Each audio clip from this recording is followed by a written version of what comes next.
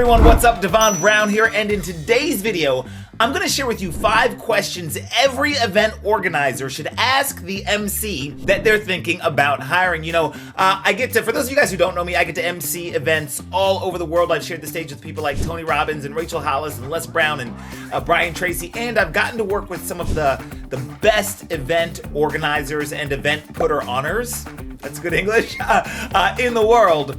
And so what I'm doing in this short video series is I'm just answering some commonly asked questions from the MC side of things, from the event MC side of things, as well as from the event organizer side of things. So not too long ago, I was on the phone with an event who was looking at hiring me as the event MC, and this was their first time bringing on a professional event MC, and what they actually said to me was, Devon, and this isn't the first time I've had this, is they said, hey Devon, this is our first time having an event MC.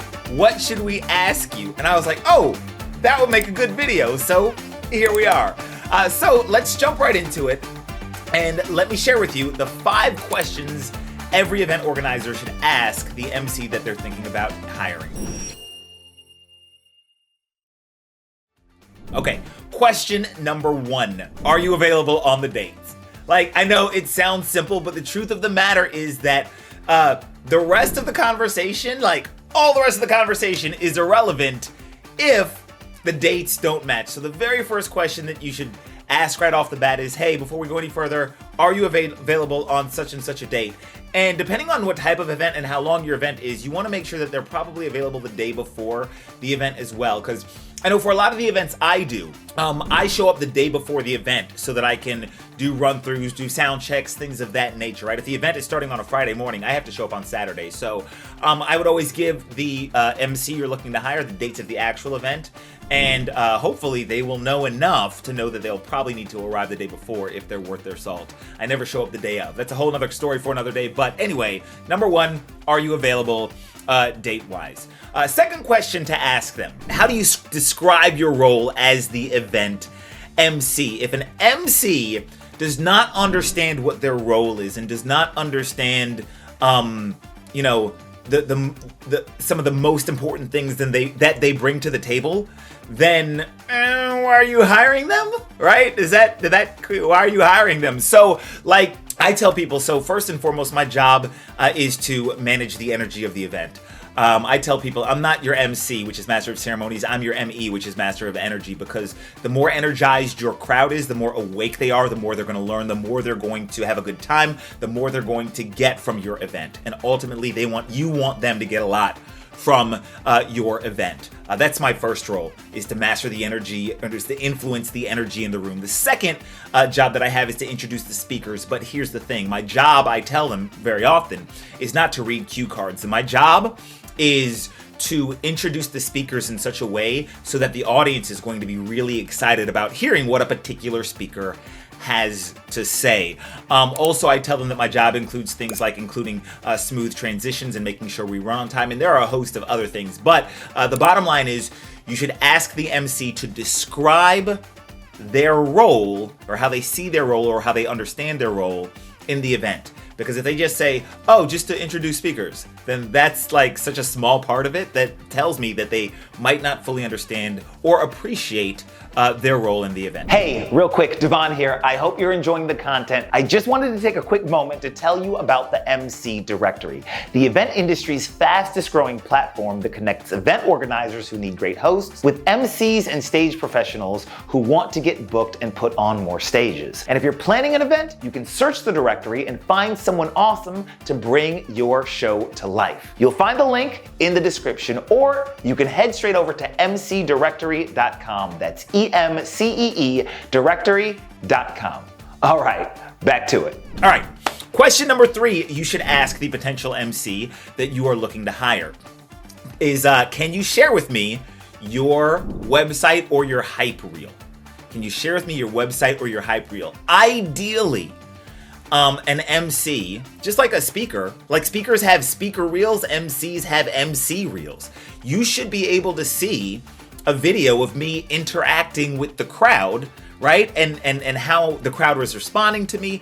And this is like, this is an icing on the cake thing. Most MCs will not have this. All right, I don't think. Most MCs will not have this, but if they do, it's a really good sign. And that is, they'll have a video of them that is unedited. Right? It's one thing for you to see my hype reel, and my hype reel is like fancy, it's like whiz bang, and look at me on stage, and it's these little micro clips of all the best stuff I've done on stage, and of course I'm amazing, because listen to the background music. But I also have, and I'm willing to share with you, video of me that's unedited. Like, here's a video of my first time on stage at such and such an event, so that you can see how the crowd reacts to me when we take away the fancy lights and the fancy video editing and all that stuff. But ask them if they have a hype reel or a website so that you can see any testimonials that they may have. You can see a video of them on stage to see if they're a good fit for your event. All right. Question number 4. Ask them how much. Right? Ask them how much. Notice that's not question number 1. It's, you want to find out if it's worth hiring them before you ask them how much. So ask them how much. What is your fee? What is your per day fee? MCs who've been doing it a while will have set fees for things like travel and stuff like that. So typically, if you probably a question that might come off of that is, Devon, what's a good amount to expect to pay for an MC? Well, that's like asking what a good amount to pay is for a speaker, right? If it's somebody who's just starting out their speaking career, $2,000. If it's Tony Robbins, it might be $100,000, right? I don't know. Everybody will range based off of a bunch of stuff. But what I would suggest is that your MC is as valuable as your best speaker, because your MC is the person who your audience sees first, the most throughout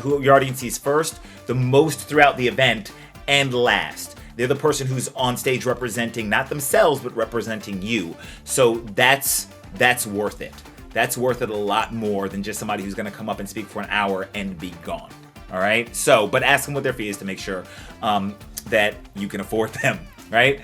And then last but not least, the 5th question that every event organizer should ask the MC that they're looking to hire is, what information do you need from me? So if I'm the event organizer and you are the potential MC, I'm going to say, hey, what's the information you need from me? And what I mean by that is that as the MC, what I want to know is I want to see your event website. Have you held this event before? Do you have a website? Do you have a video with past testimonials?